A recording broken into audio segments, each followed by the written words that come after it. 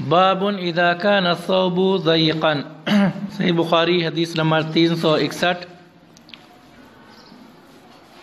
يقول الإمام بخاري رحمه الله حدثنا يحيى بن صالح وقال حدثنا فلان بن سليمان عن سعيد بن حارث قال سألنا جابر بن عبد الله عن الصلاة في الثوب الواحد فقال خرجت مع النبي صلى الله عليه وسلم في بعض أسفاره فجئت ليلة لبعض أمري فوجدته يصلي وعلي ثوب واحد فاشتملت به وصليت إلى جانبه فلما انصرف قال ما السري يا جابر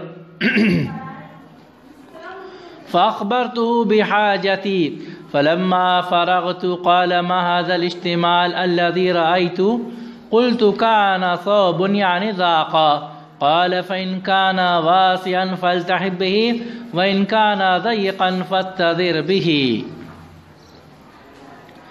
باب ہے کہ جب کپڑا تنگ ہو، اگر کشادہ کپڑا ہے تو پھر اس کو ایک ہی کپڑا ہے تو اس کو اس طرح اوڑھیں گے کہ مخالف سے جیسے چادر ہم اوڑھتے ہیں اور پیچھے کی طرف گھانٹی ڈال لیں گے. لیکن اگر کپڑا تنگ ہے تو کیا کرنا ہے؟ سعید بن حارث سے روایت انہوں نے کہا کہ ہم نے جابر بن عبداللہ سے سوال کیا نماز میں ایک کپڑے کے بارے میں. انہوں نے کہا کہ میں نبی کریم صلی اللہ علیہ وسلم کے ساتھ آپ کے کسی سفر میں تھا، بعض سفر میں تھا. میں رات میں اپنے کسی کام سے آیا تو آپ کو نماز پڑھتے ہوئے پایا. میں رات میں کسی کام سے آیا تو میں پایا کہ آپ نماز پڑھ رہے ہیں اور اس وقت میرے پاس ایک ہی کپڑا تھا تو میں اس کو لپیٹ لیا اپنے پورے جسم پہ اس طرح سے کہ ہاتھ وغیرہ بھی باہر نہ آ سکے، اور میں بھی آپ کے پہلو میں، آپ کے بازو میں نماز کے لیے کھڑا ہو گیا. جب آپ نماز سے واپس ہوئے تو آپ صلی اللہ علیہ وسلم نے فرمایا اے جابر رات میں آنے کی کیا ضرورت پڑی؟ تو میں نے آپ کے سامنے اپنی ضرورت کو پیش کیا. پھر جب میں فارغ ہوا تو آپ نے فرمایا، یعنی کہ میں اپنی ضرورت پیش کیا تو آپ نے فرمایا یہ استعمال تم نے کیا کر رکھا ہے، یعنی کہ اپنے کپڑے کو اس طرح کیوں لپیٹ رکھے ہو کہ ہاتھ بھی اس میں سے نہ نکل سکے. میں نے کہا کہ کپڑا تنگ تھا تو اس واسطے میں نے یہ کیا ہے. آپ نے فرمایا کہ اگر کپڑا کشادہ ہو تو پھر تم چادر اوڑھنے کے جیسا اوڑھ لو، یعنی کہ سیدھے ہاتھ کا کنارہ بائیں ہاتھ کے جانب ہو جائے اور بائیں ہاتھ کا دائیں ہاتھ کے جانب آ جائے، اور پھر اس کو کندھے کے اوپر یا پیٹھ کے اوپر اس کو گرہ لگا لو، گھانٹی ڈال لو.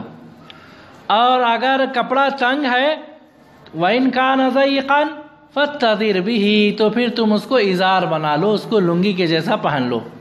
اس طرح باندھ لینا کہ پھر ہاتھ بھی نہ نکل سکے اس میں سے اور رفع دین نہ کر سکے تم اور سینے پہ ہاتھ نہ مار سکے، تو یہ درست نہیں ہے. اگر ایک ہی کپڑا ہے تو پھر ازار باندھ لو اور اوپر کھلا رہنے دو، تنگ کپڑا ہے تو. اگر کشادہ کپڑا ہے تو پھر چادر کے جیسا اوڑھ لو. تو اس میں نبی کریم صلی اللہ علیہ وسلم نے جب ایک ہی کپڑا ہو اور تنگ ہو تو اس میں آپ صلی اللہ علیہ وسلم نے حکم دیا کہ اس کو ازار کے جیسا پہن لیں.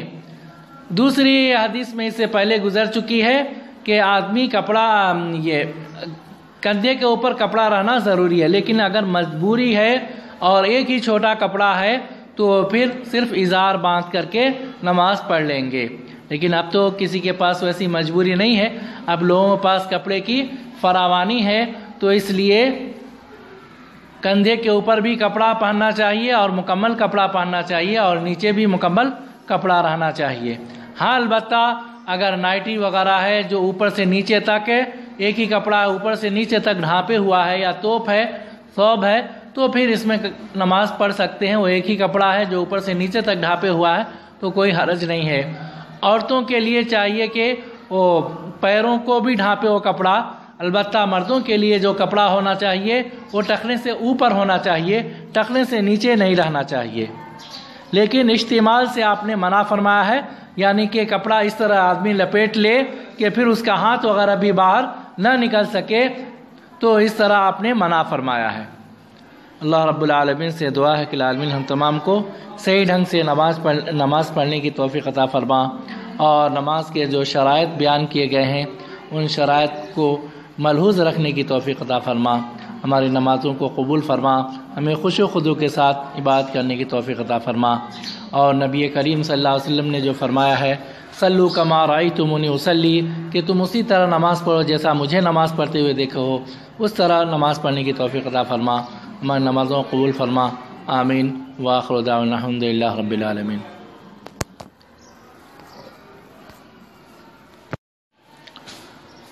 باب اذا كان الثوب ضيقا، صحیح بخاری حدیث نمبر 361۔ يقول الإمام بخاري رحمه الله حدثنا يحيى بن